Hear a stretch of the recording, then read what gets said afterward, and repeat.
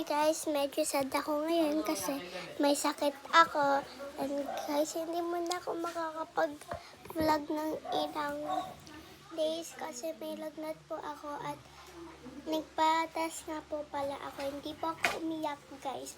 And guys, alam nyo ba, nagpa-dengue test ako dyan po. And 1.5 hour din po. Babalikan po namin siya at titignan po namin yung result. At sana po talaga negative po. At Lord, ayun na po. Tanggalin na po natin siya kahit masakit. I mean, Daddy, nagbablog ako. Wala. Wala pa. Ano wala pa? Hindi pa ina-announce. 1.5 hours pa daw po.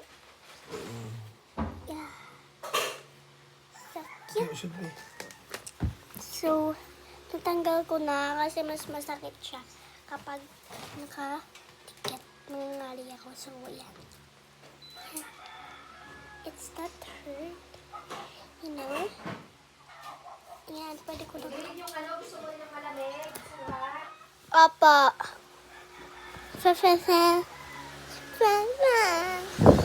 So, goodbye. Ito lang talaga ang vlog ko na may nagkasakit ako.